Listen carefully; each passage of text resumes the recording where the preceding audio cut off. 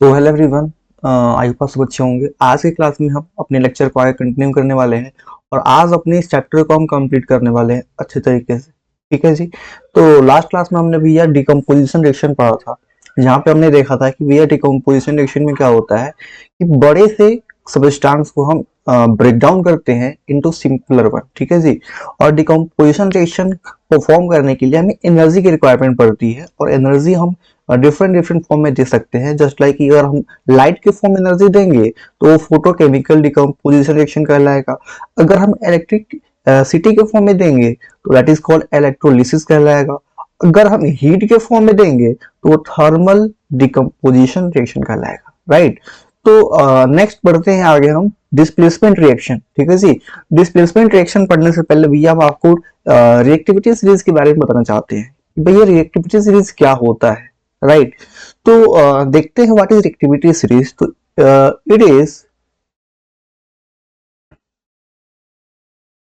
It is the series of series it is a series in which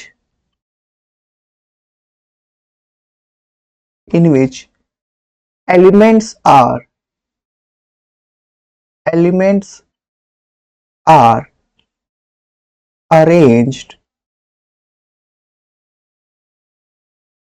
in decreasing order of reactivity। ठीक है जी। क्या होता है, तो रिएक्टिविटी सीरीज एक ऐसी सीरीज है जहां पे हम एलिमेंट्स को अरेंज करके रखते हैं। किस फॉर्म में, तो in decreasing order of reactivity.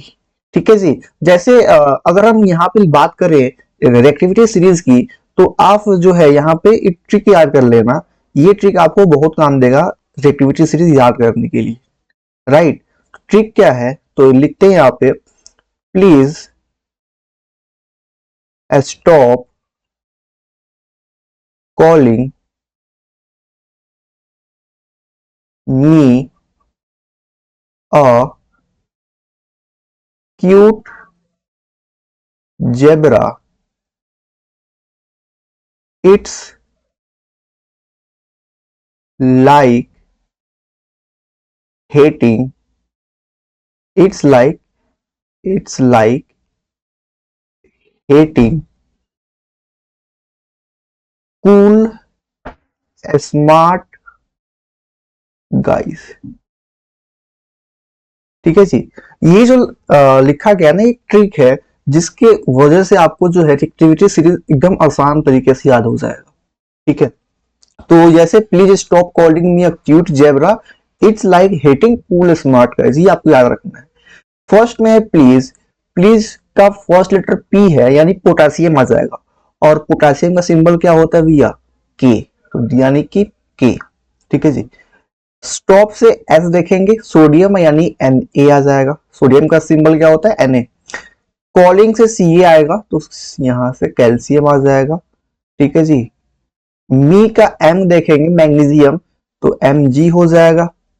ए से क्या हो जाएगा, अल्यूमिनियम यानी एल हो जाएगा। सी से यहां पे ध्यान रखना कि यहाँ पे जो क्यूट है ना, क्यूट का सी लेना है। सी से क्या आएगा, कार्बन यानी सी। जेड से क्या आएगा, जिंक यानी जेड एन। इट्स का आई देखेंगे, आई से क्या होता है, आयरन, और आयरन का सिंबल एफ ई। ठीक है। ऐसे यहाँ पे लाइक का एल देखेंगे, एल से होता है लीड, और लीड का सिंबल पीबी। हीटिंग का एच, एच से क्या होता है, हाइड्रोजन। अब यहाँ पे ध्यान समझना, कूल का यहाँ पे सी। अब यहाँ पे ध्यान रखना, यहाँ पे क्या आएगा, कॉपर आएगा, सी यू। ये ध्यान रखने वाली बात है। ठीक है जी। एस से क्या हो जाएगा, सिल्वर। सिल्वर का सिंबल एजी। गाइस का जी, जी से क्या होता है, गोल्ड, और गोल्ड का symbol A U. So this is our reactivity series, जहां पे हमने एलिमेंट्स को in order of decreasing order of the reactivity हमने यहाँ पे अरेंज करके रखा हुआ है। ठीक है जी। तो ये आपको याद रखना है। जैसे अगर बात करें हम इस सीरीज के अंदर सबसे लेस रिएक्टिव एलिमेंट कौन सा है? तो आप बोलोगे कि भैया यहाँ पे जो है, जो AU है यानी गोल्ड है, ये सबसे नीचे आ रहा है इस सीरीज के अंदर, तो ये लेस रिएक्टिव है, बहुत कम पावरफुल है। ठीक है, मैं पूछूंगा कि भैया मोस्ट रिएक्टिव एलिमेंट कौन सा है, तो आप बोलोगे भैया इस ऑर्डर में सबसे टॉप पे कौन है? तो के है। के मतलब पोटेशियम, तो potassium is the most reactive metal, आप ऐसे बोलोगे। ठीक है जी, तो इस सीरीज को याद रखना है। ठीक है, जैसे जैसे आप ऊपर से नीचे जाओगे तो इनकी रिएक्टिविटी जो पावर होगी वो डिक्रीज होती जाएगी, घटती जाएगी। ठीक है, जो ऊपर है उसकी ज्यादा पावर होगी, उससे कम ऐसे डिक्रीज करते करते जो नीचे आएगा उसकी रिएक्टिविटी पावर सबसे कम होगी। राइट, तो this is the reactivity series, आप इसको बिल्कुल ध्यान रखना, बिकॉज अगर आप ये याद नहीं करोगे ना तो आपको डिस्प्लेसमेंट रिएक्शन में दिक्कत आएगी। ठीक है, तो अगर आपने ये ध्यान समझ लिया तो अब बढ़ते हैं आगे डिस्प्लेसमेंट रिएक्शन की तरफ। What is displacement reaction? So the reaction in which more reactive element displaces the less reactive element from its compound is called displacement reaction। मतलब एक ऐसा रिएक्शन जहां पे मोर रिएक्टिव एलिमेंट जो होता है, जो ज्यादा ताकतवर होता है ना, वो लेस रिएक्टिव वाले को उसके कंपाउंड से डिस्प्लेस कर देगा, हटा देगा। ठीक है जी, जो ज्यादा पावरफुल है वो कम पावरफुल वाले को उसी के कंपाउंड से हटा देगा, मार देगा। ठीक है, तो दैट इज कॉल्ड डिस्प्लेसमेंट। नाम में ही डिस्प्लेस करना है, यानी मोर रिएक्टिव एलिमेंट लेस वाले को डिस्प्लेस कर देगा, हटा देगा। ठीक है, जैसे एग्जांपल देखते हैं, यहाँ पे एग्जांपल लिखा है reaction of zinc with copper sulphate solution. क्या होता है कि जब जिंक को हम कॉपर सल्फेट से रिएक्शन करवाते हैं ना, तो होगा क्या, हमें ये पता है जिंक और कॉपर में मोस्ट रिएक्टिव कौन ज्यादा रिएक्टिव होगा। तो आप सीरीज देखिए भैया जी, यहाँ पे जिंक है, जिंक यहाँ पे है और कॉपर नीचे है, यानी जिंक ऊपर कॉपर नीचे है, तो जिंक ज्यादा रिएक्टिव होगा, मोर पावरफुल, और कॉपर लेस पावरफुल। तो हो जाएगा यहाँ पे क्या, zinc is more powerful, copper less powerful. तो भैया जिंक जो है इसको यहां से डिस्प्लेस कर देगा, बिकॉज जिंक जो है ये ज्यादा ताकतवर है एज कंपेयर टू कॉपर। तो हो जाएगा क्या, पहले CuSO4 था, अब जो है Cu तो चला गया और जिंक आ गया, तो ZnSO4 बन जाएगा और प्लस में Cu अकेले रह जाएगा। So this will be the reaction. ये होता है डिस्प्लेसमेंट रिएक्शन, जहां पे most reactive element less reactive element को डिस्प्लेस कर देता है अपने कंपाउंड्स के। ठीक है जी, तो यहाँ पे एक और एग्जांपल देख लेते हैं, जैसे reaction of iron with copper sulphate. जैसे आयरन यानी Fe, कॉपर सल्फेट CuSO4। तो ध्यान समझ लो, यहाँ पे आयरन है, यहाँ पे कॉपर है। अब आयरन कॉपर में ज्यादा रिएक्टिव कौन सा है? तो देखो यहाँ पे आयरन कहाँ पे है जी, आयरन यहाँ पे है। ठीक है जी, कॉपर यहाँ पे है, यानी अभी भी आयरन टॉप पे ही है एज कंपेयर टू कॉपर, और कॉपर जो है नीचे है, लेस रिएक्टिव है, यानी आयरन ताकतवर है। तो ये क्या करेगा, कॉपर को फिर से डिस्प्लेस कर देगा और अपने जाके SO4 के साथ लग जाएगा और कॉपर यहाँ पे डिस्प्लेस हो जाएगा। तो this will be the reaction. Clear है कहानी? Displacement reaction is very easy. अगर आपको रिएक्टिविटी टेबल याद है तो आप आसानी से डिस्प्लेसमेंट रिएक्शन बना सकते हो। ठीक है, मोस्ट रिएक्टिव एलिमेंट जो होगा लेस वाले को हटा देगा और अपने जाके उस कंपाउंड में बैठ जाएगा। ठीक है जी, तो आई होप आपको समझ में आ गया होगा। नेक्स्ट बढ़ते हैं डबल डिस्प्लेसमेंट, सॉरी यहाँ पे जो है नेम मिस्टेक हो गया है, double displacement reaction. This is not decomposition reaction, this is double displacement reaction. This is typing mistake, sorry, मैं लिख ही देता हूं। दिस इज डबल डिस्प्लेसमेंट, यहाँ पे डिस्प्लेसमेंट आएगा जी,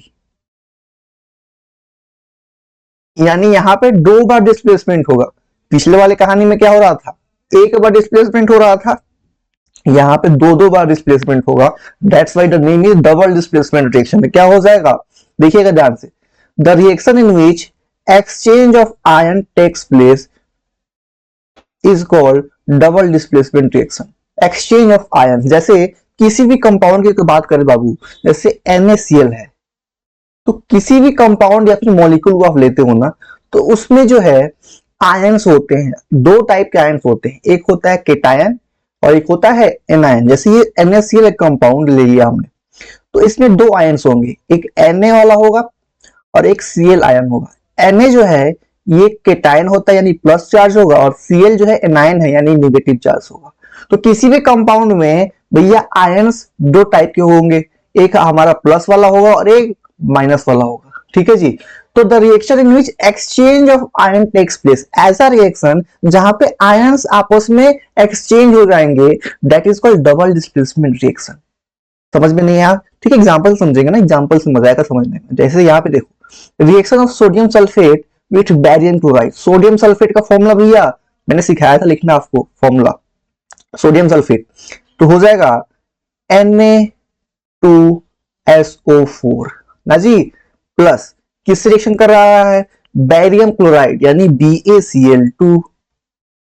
अब ध्यान से समझना, यहां पे होगा डबल डिस्प्लेसमेंट रिएक्शन।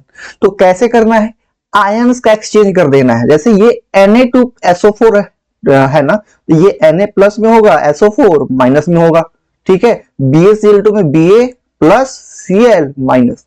अब हमको आयंस को एक्सचेंज कर देना है, तो कैसे एक्सचेंज करेंगे, ध्यान समझना। तो ये जो Na प्लस है ना, ये इस माइनस के साथ चला जाएगा, और ये जो Ba प्लस है ना, ये इस SO4 के साथ चला जाएगा। आयंस का एक्सचेंज हो गया, ठीक है जी। तो Na जो प्लस था वो किसके साथ जाएगा, Cl के साथ, यानी NaCl बन जाएगा। और Ba प्लस जो है वो किसके साथ जाएगा, SO4 के साथ, तो BaSO4 बन जाएगा। This is our reaction. यहाँ पे आयंस का एक्सचेंज हो गया, प्लस माइनस जो था आपस में एक्सचेंज हो गए। ये जो प्लस है ये इस वाले माइनस के साथ चला गया, और ये जो प्लस है ये इस वाले माइनस के साथ चला गया, ठीक है जी। तो this is called double displacement reaction. जैसे एक और एग्जांपल देखते हैं, सिल्वर नाइट्रेट का फॉर्मूला होता है AgNO3, ठीक है जी। रिएक्शन किससे कर रहा है, सोडियम ब्रोमाइड से ना जी, तो NaBr क्या बनेगा, तो भैया Ag plus NO3 minus Na plus Br minus, बस एक्सचेंज करा दो, ये प्लस इसके साथ माइनस के साथ, और ये प्लस इस वाले के साथ, तो AgBr बन जाएगा प्लस Na और NO3 बन जाएगा। This is the reaction. तो यहाँ पे आयंस को बस एक्सचेंज कर देना है, और कुछ नहीं करनी है। तो आई होप आपको समझ में आ गया होगा कि ऐसा रिएक्शन जहां पे आयंस का एक्सचेंज हो जाता है ना, that is called double displacement reaction. Clear है कहानी? तो नेक्स्ट बढ़ते हैं, हमारा है ऑक्सीडेशन और रिडक्शन। बिकॉज अब हम पढ़ने वाले हैं fifth type, that is the last one, redox reaction. Redox reaction पढ़ने से पहले आपको दो चीज पता होना चाहिए कि ऑक्सीडेशन क्या होता है और रिडक्शन क्या होता है।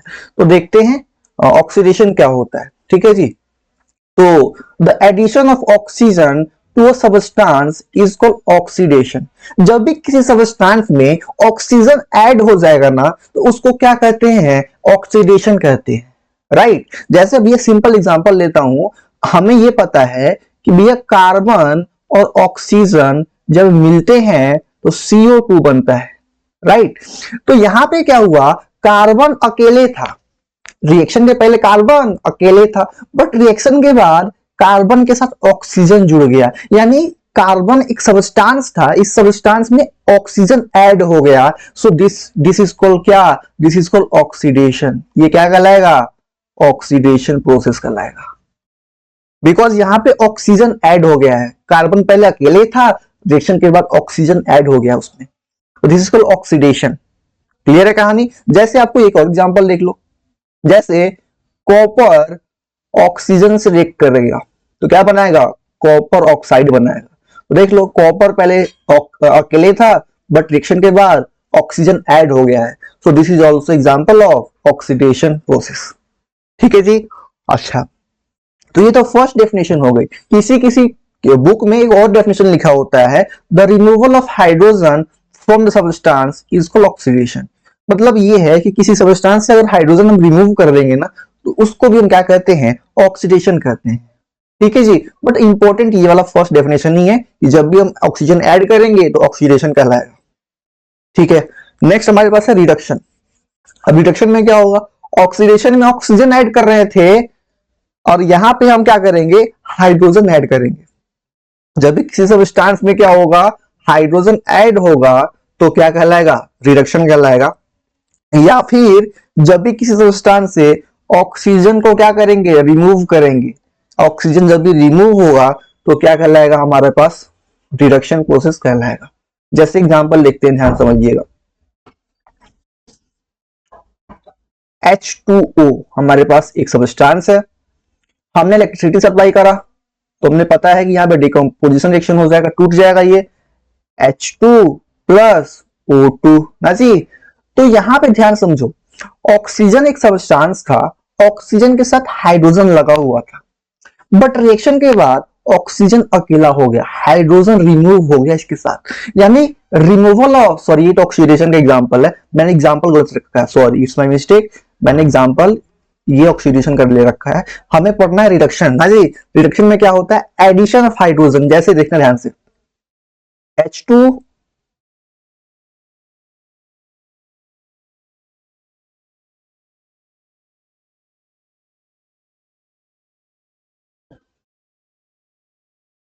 एक सेकेंड,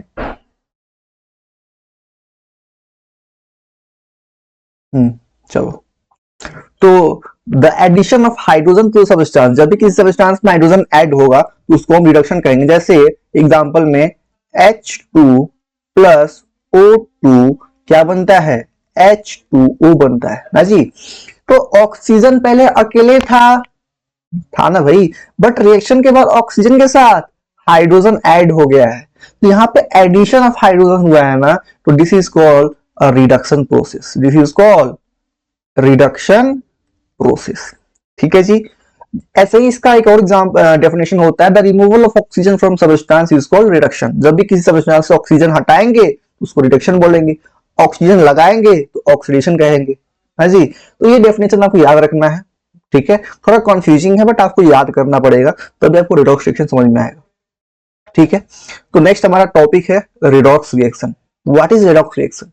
तो the reaction in which both oxidation and reduction of a substance take place, एक ऐसा रिएक्शन जिसमें ऑक्सीडेशन भी हो और रिडक्शन भी हो, तो that will be called redox reaction. ठीक है जी। जैसे एग्जांपल में एग्जांपल कराते हैं आपको,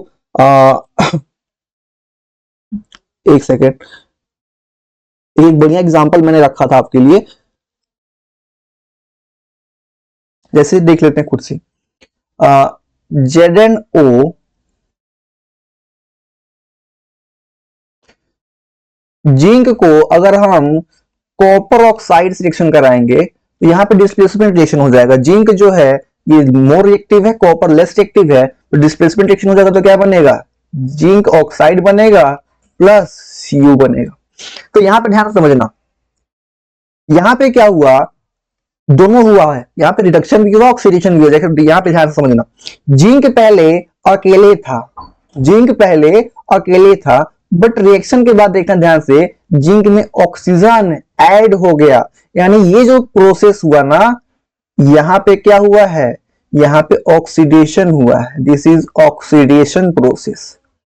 ठीक है जी, बिकॉज ऑक्सीजन ऐड हो गया है ना।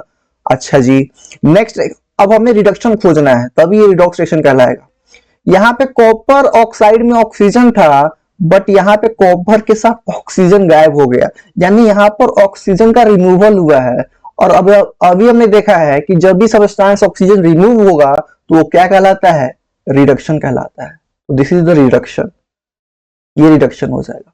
तो इस रिएक्शन में ऑक्सीडेशन भी है, रिडक्शन भी है, इट मींस कि this reaction will be called as redox reaction, because इसमें दोनों है। तो ऐसी रिएक्शन जहां पे ऑक्सीडेशन भी हो रही हो, रिडक्शन भी हो रही हो, उसको हम बोलते हैं रेडॉक्स रिएक्शन। क्लियर है कहानी? ठीक है जी। अब इस रिडॉक्स रिएक्शन का भैया यहाँ पे एप्लीकेशन देखना है, लास्ट पार्ट चैप्टर खत्म होने वाला है। इफेक्ट्स ऑफ ऑक्सीडेशन देखना है, तो इसके दो इफेक्ट्स हम देखने वाले हैं। First one is corrosion and second one is rancidity. तो देखते हैं व्हाट इज कोरोजन। तो the process in which the metals are eaten away by the action of air and water is called corrosion. Simple से example जैसे हमें पता है, rusting of iron. Iron को जब हम बहुत समय तक बाहर एटमॉस्फेयर में छोड़ देते हैं तो उसके ऊपर जंग लग जाती है, रस्ट लग जाते हैं। ठीक है जी, तो ये एक तरह का कोरोजन का एग्जांपल है।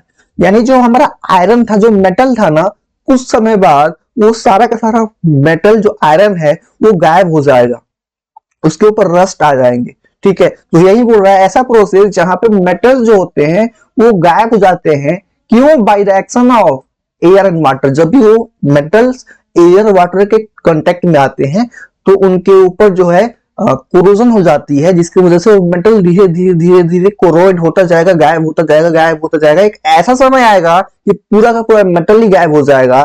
ठीक है जी, तो दिस इज कॉल्ड कोरोजन। और रस्टिंग जो है एक एग्जांपल है कोरोजन का, रस्टिंग ऑफ आयरन। आयरन में जंग लग जाती है ना, उसमें रिएक्शन क्या होता है, आयरन जो है एटमॉस्फेयर में छोड़ेंगे तो एटमॉस्फेयर से ऑक्सीजन ले लेगा और पानी कहीं से मिल जाएगा ऑक्सीजन एटमॉस्फेयर में ही, या फिर मान लो कहीं पानी नहीं लगा है, बारिश हो रही है तो पानी मिल गया, ऑक्सीजन मिल गया एटमॉस्फेयर से, तो ये क्या बना लेगा, रस्ट बना लेगा, यानी Fe2O3XH2O। This is the formula of rust. ठीक है, जंग जंग बोलते हैं ना, दिस इज रस्ट। तो ये हमारे पास रस्टिंग ऑफ आयरन एक तरह का कोरोजन का एग्जांपल है। नेक्स्ट हमारे पास है रेंसिडिटी। रेंसिडिटी क्या होता है, तो भैया ये आसान है समझना। जहां हमने देखा है कि अक्सर गर्मी के दिनों में क्या होता है कि ऐसे फूड जो ऑयल में बनते हैं ना, अगर उनको हम देर तक छोड़ देंगे ना ऐसे ही, तो वो खराब हो जाते हैं, उनसे बैड स्मेल आने लगती है। ठीक है जी, उनका टेस्ट चेंज हो जाता है। ठीक, तो दिस इज कॉल्ड रेंसिडिटी। ये जो प्रोसेस है ना, जहां पे ऑयली सब्सटेंस जो होते हैं कुछ समय बाद खराब हो जाते हैं, उनका स्मेल चेंज हो जाता है, तो इस प्रोसेस को क्या कहते हैं हम, रेंसिडिटी कहते हैं। वहीं लिखा हुआ है यहाँ पे, the process in which oily food material gate spoiled which results in bad taste and smell. ठीक है जी, जहां पे ऑयली फूड मटेरियल खराब हो जाते हैं जिसकी वजह से हमें खराब टेस्ट और स्मेल भी आती है, तो दिस इज कॉल्ड रेंसिडिटी। इसको क्या बोलते हैं, रेंसिडिटी बोलते हैं। ठीक है जी, अब रेंसिडिटी से बचाने के लिए क्या क्या उपाय हैं, तो नेक्स्ट पेज में यही है हमारे पास मेथड टू प्रिवेंट रेंसिडिटी। कौन कौन से मेथड है जिससे हम रेंसिडिटी से बचा सकते हैं फूड को। ठीक है जी, तो जैसे यहाँ पे first one is avoid the cook food and food material in direct sunlight. भैया जो भी हमारे खाना बना हुआ है ना, फूड मटेरियल है, उसको डायरेक्ट सनलाइट से बचाना है। क्यों? बिकॉज सनलाइट अगर पड़ेगा खाने पे तो जो भी हमारे पास माइक्रो ऑर्गेनिज्म होंगे ना, बैक्टीरिया होंगे, उनको एनर्जी मिल जाएगी, वो ज्यादा उनके अंदर जो है एनर्जी बढ़ जाएगी, तो जल्दी जल्दी जल्दी जल्दी काम करेंगे और खाने को जो है जल्दी से ऑक्सीडाइज कर देंगे, खराब कर देंगे, रेंसिड कर देंगे। इसलिए हम उनको डायरेक्ट सनलाइट से बचा कर रखते हैं ताकि बैक्टीरिया जो है वो सुस्त रहेंगे। ठीक है, उनकी एनर्जी कम रहेगी, वो आराम आराम से काम करेंगे अपना। ठीक है जी, नेक्स्ट हमारे पास है keep the food material in air tight container. Food material को ऐसे कंटेनर में रखनी चाहिए जहां पे एयर जो है इंटर ना कर सके, एयर टाइट कंटेनर। बिकॉज अगर एयर इंटर करेगा तो उसमें बहुत सारे माइक्रो ऑर्गेनिज्म होंगे और ऑब्वियस सी बात है फिर हमारा फूड मटेरियल खराब हो सकता है। नेक्स्ट हमारे पास है keep the cook food in refrigerator. Fridge में रख दो। फ्रिज में रखने से क्या होगा, फ्रिज में टेम्परेचर बहुत लो होती है, यानी ठंडी होती है, और ठंड होगी तो जो भी बैक्टीरिया वगैरह होंगे उनके पास एनर्जी बहुत कम होगी, एकदम सुस्त हो जाएंगे, तो वो अपना एक्शन बहुत लेट से करेंगे, यानी खाना जो है मेरा वो खराब नहीं होगा जल्दी, बिकॉज वहां पे टेम्परेचर बहुत लो है, बैक्टीरिया जो है वो डीएक्टिवेट रहेंगे। ठीक है जी, नेक्स्ट हमारा है pack the food items in the packets containing nitrogen gas instead of air. मतलब फूड आइटम्स को जब हम पैक करते हैं तो ऐसे गैस में पैक करें जो गैस कैसा हो, नाइट्रोजन। बिकॉज नाइट्रोजन जो होता है ना, ये एक तरह का वेरी अनरिएक्टिव गैस होता है, मतलब किसी से रिएक्शन ही नहीं करता है। ऑक्सीजन जो है ये रिएक्शन कर जाता है फूड मटेरियल से, जिसकी वजह से खाना खराब हो जाता है। बट नाइट्रोजन गैस अगर हम डाल देंगे ना फूड मटेरियल को पैक करते समय, तो ये रिएक्शन नहीं करता है भैया। ठीक है जी, ये शांत रहता है, तो हमारा खाना जो है बचा रहेगा। क्लियर है? तो ये हमारे पास 4 पॉइंट्स है जिसको ध्यान रखना है। ठीक है, to prevent rusting, sorry rancidity. तो इस प्रकार से जो है हमारा chemical reaction and equation chapter खत्म होता है यहीं पे। ठीक है, अगले क्लास में जो है हम शुरू करने वाले हैं अपना फिजिक्स का एक नया चैप्टर। ठीक है जी, इलेक्ट्रिसिटी स्टार्ट करने वाले हैं। पढ़ाई करते रहे, ऑल द वेरी बेस्ट। मिलते हैं अगली क्लास के अंदर। Thank you very much.